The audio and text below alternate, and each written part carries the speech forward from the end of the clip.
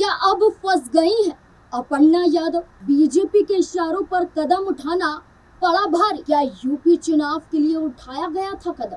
BJP की महिला नेत्री और यूपी महिला आयोग की उपाध्यक्ष अपर्णा यादव शांत सरल स्वभाव की मानी जाती है, लेकिन 17 अप्रैल की रात को अपर्णा यादव ने ऐसा कदम उठाया जिसको लेकर कोई यकीन कर ही नहीं पा रहा है। अपर्णा यादव को लेकर सवाल उठ रहे हैं कि किसी के इशारों पर यह कदम उठाया गया था या यूपी चुनाव को देखकर अपनी भागीदारी बढ़ाने के लिए अपर्णा यादव ने सड़कों पर सक्रियता दिखानी शुरू कर दी। चलिए जानते हैं अपर्णा यादव से जुड़े पूरे मामले को। नमस्कार, मैं हूं नाज़मीन खान और आप देख रहे हैं हमारा खास प्रोग्राम। लोकसभा में महिला आरक्षण बिल के गिर जाने के बाद यूपी की राजनीति में भूचाल तब आ गया जब इस मुद्दे पर सबसे तीखा पलटवार किया गया। बीजेपी नेता और उत्तर प्रदेश महिला आयोग की उपाध्यक्ष अपर्णा यादव ने खुले तौर पर विरोध किया। रात के सन्नाटे में उन्होंने न केवल सड़क पर उतरकर विरोध जताया, बल्कि सीधे तौर पर अपने ही परिवार और विपक्षी दलों के खिलाफ मोर्चा खोल दिया। राजधानी लखनऊ में विधानसभा के सामने रात करीब 12 बजे अपर्णा यादव ने बीजेपी कार्यकर्ताओं के साथ मिलकर समाजवादी पार्टी और कांग्रेस के झंडे जलाए। प्रदर्शन के दौरान अखिलेश यादव की तस्वीर को भी आग के हवाले किया गया। अपर्णा ने बिल के गिरने को महिला अधिकारों के खिलाफ एक बड़ा विश्वासघात करार दिया। उन्होंने विपक्षी दलों पर प्रहार करते हुए कहा, इन विधर्मियों का झंडा जलेगा और ये पार्टियां भी खत्म होगी। काली रात के बाद सूरज उगेगा और फिर से कमल खिलेगा। मुलायम सिंह यादव की बहू और अखिलेश यादव की भाभी होने के नाते अपर्णा यादव का ये कदम सियासी गलियारों में काफी चर्चा बटोर रहा है, क्योंकि एक वक्त पर अपर्णा यादव ने खुद कहा था कि परिवार अलग है, राजनीति अलग है। वो परिवार की विचारधारा से खुद को अलग नहीं कर सकती हैं, लेकिन इस विरोध के बाद इसे एक राजनीतिक विरोध नहीं बल्कि यादव परिवार के भीतर चल रहे वैचारिक तनाव के रूप में भी देखा जा रहा है। आपको बता दें कि अपर्णा यादव ने इसको लेकर स्पष्ट किया है कि महिला सशक्तिकरण के मुद्दे पर वे किसी भी हद तक जाने को तैयार हैं। उन्होंने विपक्षी दलों, खासकर सपा और कांग्रेस को महिला विरोधी करार दिया है। लोकसभा में 131वां संविधान संशोधन बिल जरूरी आंकड़े से 54 वोट पीछे रह जाने के कारण गिर गया। बीजेपी अब इस मुद्दे को लेकर जनता के बीच आक्रामक रुख अपना रही है। अपर्णा यादव के इस प्रदर्शन ने ये संदेश देने की कोशिश की कि बीजेपी महिला के हक की लड़ाई में पीछे हटने वाली नहीं, जबकि विपक्ष ने इसमें अड़ंगा अड़ाया है।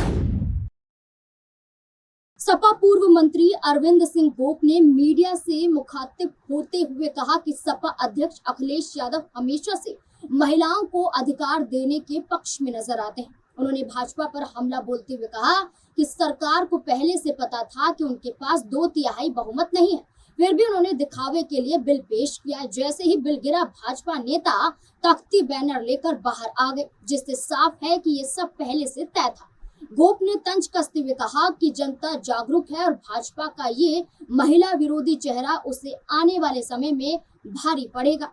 इसके साथ ही अपर्णा यादव द्वारा सपा का झंडा और अखिलेश यादव की फोटो जलाने पर गोप ने कड़े लहजे में कहा कि विरोध करना सबका अधिकार है, लेकिन लाल झंडा गरीब, किसान और नौजवान के सम्मान का प्रतीक है। उन्होंने कहा कि जिस झंडे ने आपको पहचान दी, उसे जलाना आपके स्तर को दर्शाता है। ये झंडा यहाँ आपको बता दें कि दिवंगत मुलायम सिंह यादव और अखिलेश यादव की विरासत है। इसका अपमान कतई बर्दाश्त नहीं किया जाएगा। गोप ने मांग की है कि झंडा और नेता अखिलेश यादव की फोटो जलाई गई है, इसको लेकर अपर्णा यादव के खिलाफ और भाजपा के तमाम कार्यकर्ताओं के खिलाफ कड़ी कानूनी कार्यवाही होनी चाहिए। तस्वीर समझने की कोशिश की जाए तो विपक्ष के नजरिए से कहा जा रहा है कि एक तरफ तो 4 राज्यों और एक केंद्र शासित प्रदेश में चुनाव चल रहे हैं और महिलाओं को साधने के लिए भाजपा इस बिल को लाई है।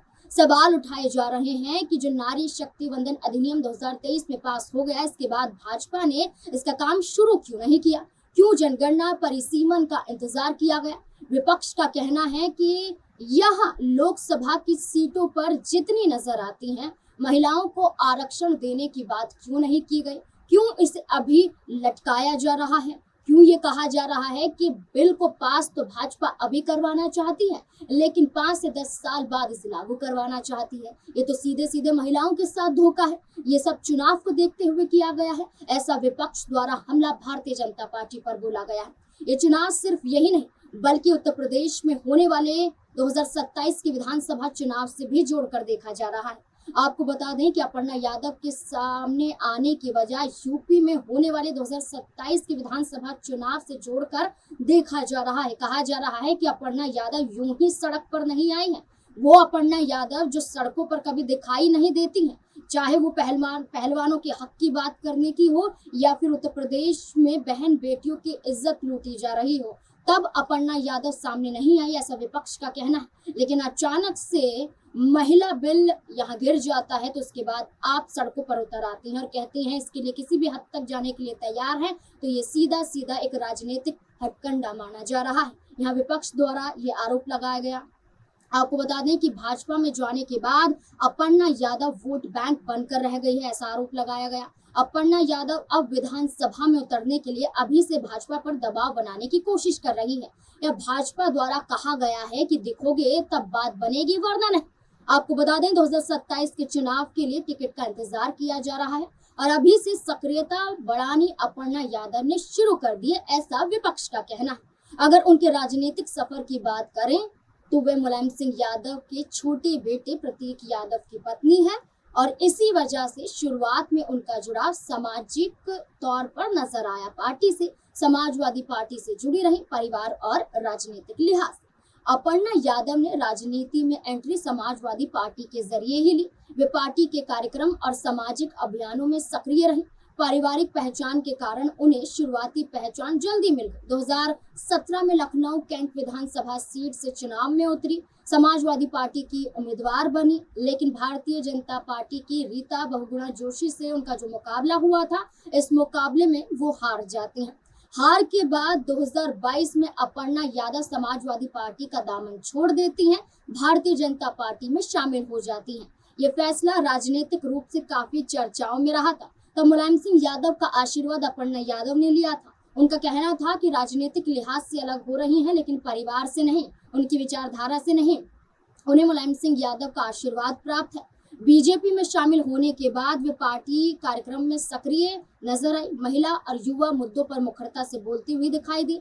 लेकिन भारतीय जनता पार्टी के लिहाज से विपक्ष द्वारा यह आरोप लगाया गया उन्हें सिर्फ यादव वोट बैंक, युवा वोट बैंक और महिला वोट बैंक से ही जोड़कर देखा गया, इसके अलावा कुछ नहीं। क्योंकि उत्तर प्रदेश में उपचुनाव भी हुए, राज्यसभा के चुनाव भी हुए, लोकसभा के चुनाव हुए, लेकिन अपर्णा यादव को कोई भी जिम्मेदारी नहीं दी गई, ना ही टिकट दिया गया।